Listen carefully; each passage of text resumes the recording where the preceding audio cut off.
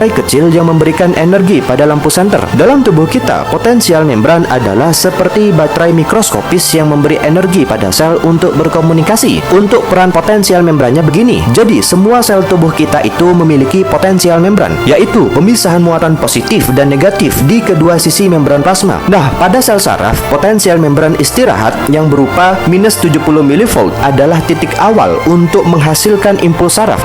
Kemudian, untuk distribusi ionnya begini. Jadi, potensial membran itu bergantung pada distribusi ion-ion utama seperti natrium, kalium, dan anion protein intrasel besar. Nah, permeabilitas diferensial membran terhadap ion-ion ini memungkinkan sel saraf menghasilkan fluktuasi potensial yang cepat yang menjadi dasar impuls saraf. Lalu, hubungan dengan komunikasinya. Jadi, fluktuasi potensial membran di sel saraf adalah bahasa elektrik yang digunakan untuk menghantarkan informasi ke sel target. Selanjutnya, ada studi kasus keempat tentang sindrom Cushing latrogenik, yaitu ketika piano dimainkan terlalu keras, semacam ada melodi yang menghancurkan diri sendiri. Jadi, ada seorang pasien asma kronis yang menggunakan prednison 40 mg per hari selama 2 tahun. Kini, dia itu mengalami obesitas sentral, wajahnya berbentuk bulan, osteoporosis, dan depresi. Ini bukan efek samping, ini adalah kegagalan komunikasi umpan balik. Timbullah masalah baru bahwa kortisol eksogen itu menekan CRH dan ACTH sehingga menghentikan produksi kortisol alami. Tapi efek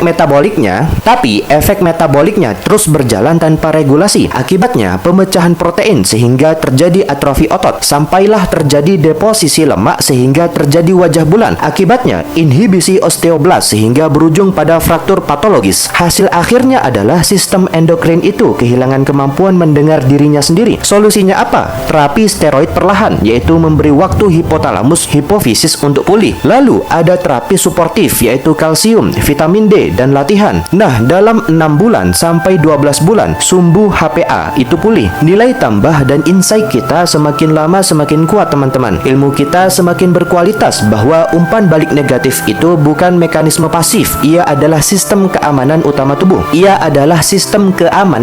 tubuh. Lalu, cara berpikir kita semakin kuat bahwa intervensi luar yang berkepanjangan itu bisa membuat sistem internal lupa caranya bekerja. Kemudian, keyakinan kita semakin baru bahwa kesehatan adalah dialog antara tubuh dan lingkungan, bukan monolog dari luar. Pesannya apa? Jadi, jangan pernah menggantikan suara tubuh dengan suara luar terlalu lama. Kadang, yang paling dibutuhkan bukan obat, tapi kepercayaan bahwa tubuh tahu caranya sembuh. Intinya, ini menunjukkan bahwa potensial membran adalah mesin utama yang mendukung komunikasi saraf. Setelah pembahasan yang panjang, tibalah kita di kesimpulan bahwasannya ada harmoni dalam komunikasi saraf dan hormon, semacam ada dua bahasa dalam satu tubuh. Jadi,